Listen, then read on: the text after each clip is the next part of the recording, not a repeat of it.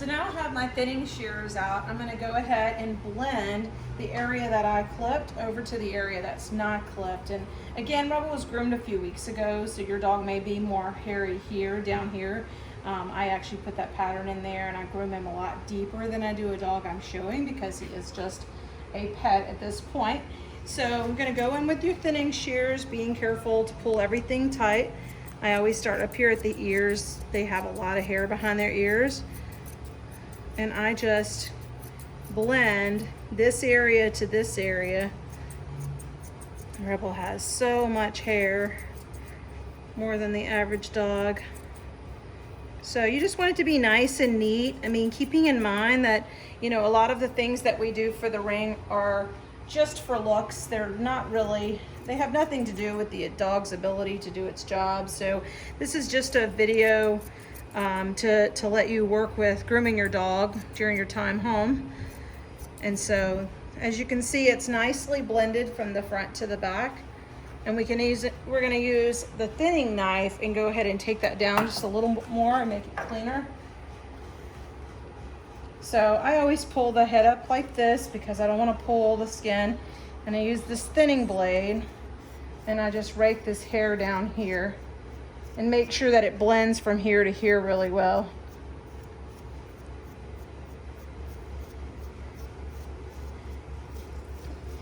You know, and I say all the time, I groom what works for me. Everybody can groom the way that they groom. Some people are actually licensed groomer, and that is not me. So I groom the dog however it takes for them to look great for the ring. So I feel like my success says a lot about whether I can groom this dog to make him look nice for a show.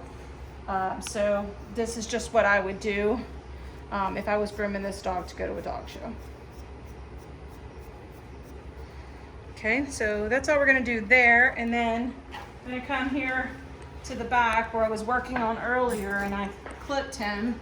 Now I'm gonna go in and scissor and blend this in with the thinning shears, just like I did with the front.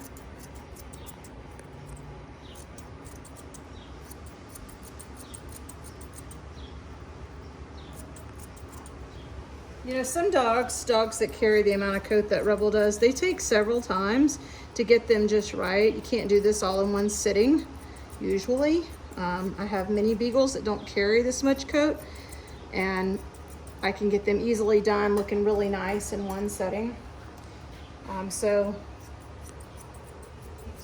Beagles are supposed to have a really nice shelf here. This is the part the standard calls for a dog behind the tail.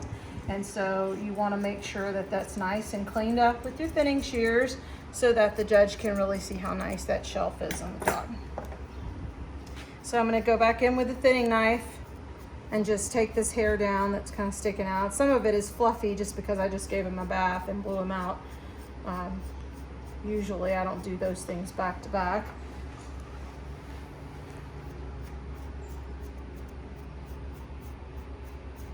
You never want to groom a dirty dog. It actually dulls your blades and you don't get near as good of a finished look. So while I'm back here, I'm going to go ahead and address the tail. So you never want to have a blunt tip where that is like completely flat on top. So you want to do a rounded tip, and as you can see, this dog's tip is just here and here, and that's because it was done just a few weeks ago. But that's how much hair growth he's had just in a few weeks. So I'm going to hold him at the very tip of his tail. I'm not squeezing hard, I'm just making sure to hold on to the tail. There's a little bone, you know, at the very end, and I'm gonna lightly squeeze and start rounding that off. This doesn't hurt the dog in any way, it's just like getting a haircut. So I always readjust, just like your hairdresser does. Stay, Rebel. So I want to make sure that that's nice and rounded.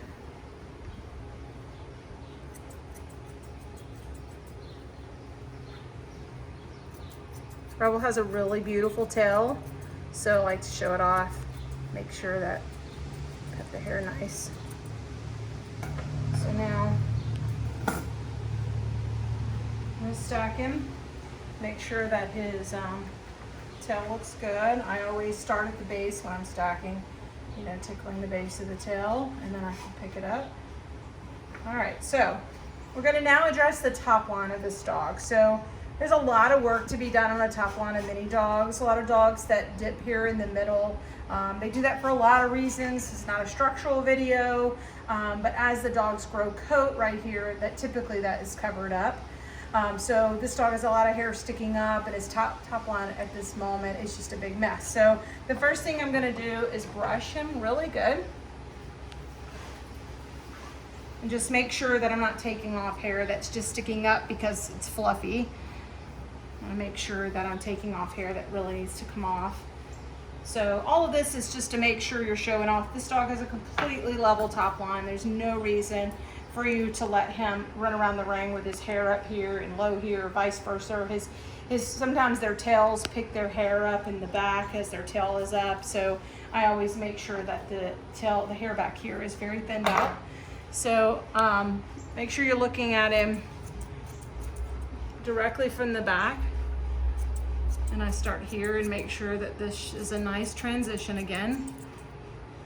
So you can see from the back that this hair is completely level down here. Okay, so we're not worried about this side yet because I haven't done anything with it. The first thing I usually do with a dog like this is get into this hair here, and I try to dig some of this hair out. Rebel has a lot of coat again, so it's totally different than some of my other dogs. Don't carry near as much coat, so I like to put my thinning shears underneath and just take a couple of nice cuts here. Again, I do not suggest this unless someone's there to watch you and work with you on this. I learned this from my mentor. There's lots of other ways to do this. This is just the way that I do it. So this is all the hair that we're going to take out of that one little spot. It's a lot of hair. So that's typically all you need to do to thin that out. You can go in with your thinning knife, and I always pull the skin taut up here and pull some of the hair off like that. So I want to make sure that he's nice and level. Since he's structurally level, you don't want his hair to make him not look level. Rebel's being a good boy, but he doesn't care for this so much. All right, so that's what I do there in this area. Sometimes I go in and take some hair off the back here. I'll show you how I do that. If you'll come closer behind my shoulder. So I pick the hair up here and start with my pair of thinning shears. And I just clip the very tips off of this hair. And I come back in and I do the next piece. And I'm gonna do basically 3 times back here. That's why the hair has to be very clean for this to work. So the reason I'm doing that and making sure I'm pulling this through is so that when the tail is up, see, it lifts this hair right here. So I take some of that hair off to make sure that this stays level. Because again, the dog's back is level, but the hair sometimes makes it not level. So now while I'm doing that, I see that this hair is also sticking up.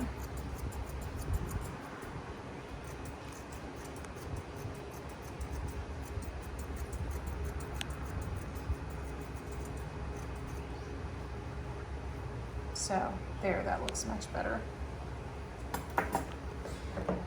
Okay, so for the rest of you that just want to see what it looks like with completely finished, again, I can use a thinning knife and do this and make this 9-year-old dog stay on the table for a really long time, or I can just use my Furminator, which is a very pet way to do things, and that's okay. For some of you, that's all that your dog needs.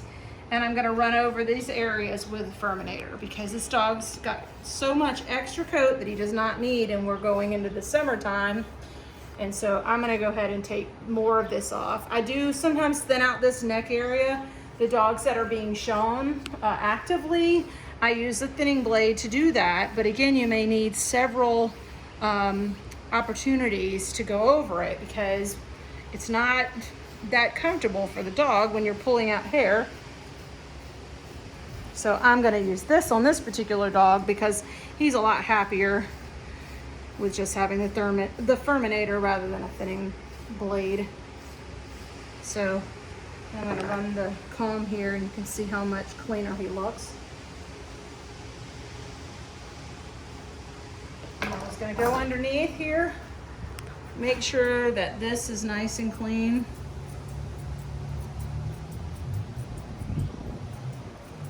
Again, this is just being very picky if you just want the dog to be really tailored for the show ring.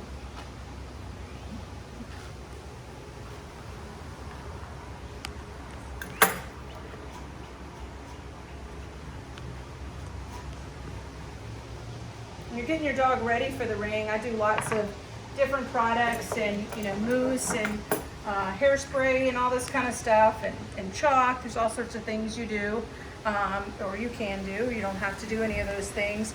But one of the things is making sure that the tail is not a bottle brush.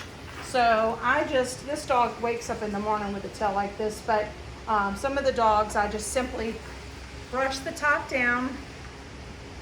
And I usually use more of a slicker brush for this.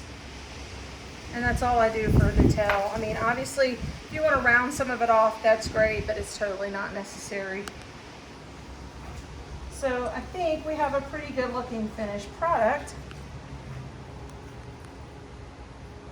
Ribble's about done. Feel free to message me any questions.